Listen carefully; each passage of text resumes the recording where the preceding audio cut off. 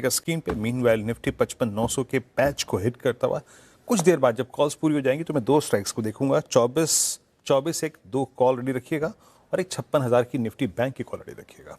पर याद रखिएगा अब हम उस पैच को हिट कर रहे हैं। That's call 24034। Prakash sir good afternoon, आपका ट्रेड क्या रहेगा इस वक्त का? Good afternoon to you. मेरा ध्यान है एसबीआई पर। सेटअप के हिसाब से बेस बहुत बढ़िया बना है।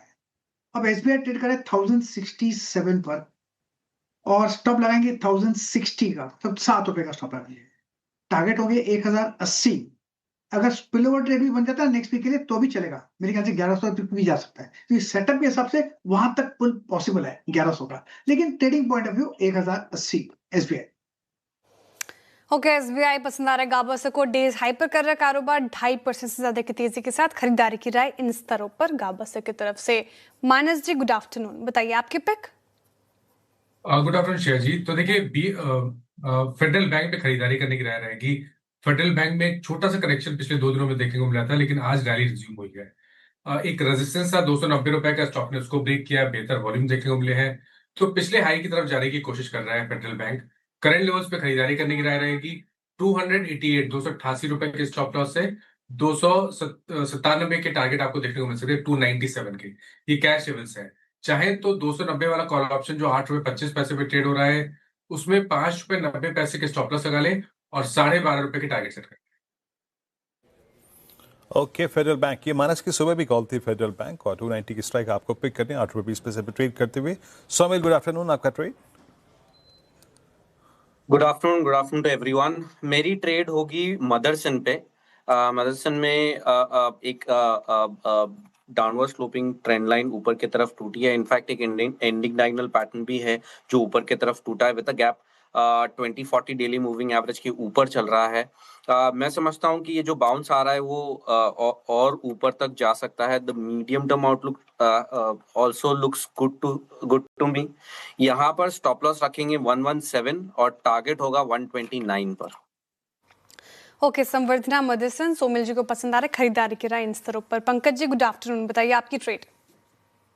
Good afternoon Shreya ji, good afternoon Virendra ji and all the panelist. Ma'am, BEL के फ्यूचर्स में खरीदारी की सलाह रहेगी। 60 मिनट चार्ट्स के ऊपर काफी शानदार चार्ट स्ट्रक्चर यहाँ पे दिख रहा है और वॉल्यूम एक्टिविटी बेहद शानदार है। 285 की रेंज में जो है इसमें खरीदारी की सलाह रहेगी। स्टॉप लॉस जो है छोटा रखिए 280 का, टारगेट है 295 तक के देखने मिल सकते हैं। ओके, बीएचएल 285 पे आपका बाय कॉल। राजेश सतपुते जी, आपका trade. Good afternoon Viren, good afternoon everyone. Viren देखिए, मेरी नजर है एक साइड के चार्ट के ऊपर। मुझे लगता है आज जिस तरह से इसने अपने 50 डे में का जो लेवल था वो था करीब 320 के आसपास। इसको जिस तरह से इसने तोड़ा है तो मुझे लगता है ये मोमेंटम कंटिन्यू होना चाहिए। प्रोबेबली पोजिशनली तो मुझे लगता है 350 का मेरा टारगेट है, लेकिन स्विंग ट्रेडिंग के हिसाब से अगर आप देखें तो 336 से 340 तक का एक स्विंग एक साइड में आना चाहिए। स्टॉप लॉस मेंटेन करें 320 का। ओके, एक साइड खरीदारी की राय इन स्तरों पर, ये अच्छा लग रहा है। काउंटर तो टेक्निकल कॉल्स पूरे हो गए हैं और सभी कॉल्स बाय साइड की तरफ आई है। एसबीआई गाबा ने पिक किया खरीदारी की राय इन स्तरों पर। टारगेट 1100 के ऊपर दिख रहे हैं आगे। स्टॉप लॉस और टारगेट आपके स्क्रीन पर आएगा, फटाफट से नोट कीजिएगा।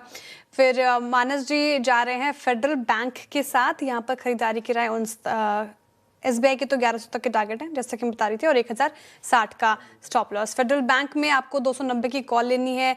12.5 का टारगेट है, 5.9 का स्टॉप लॉस लगाना है।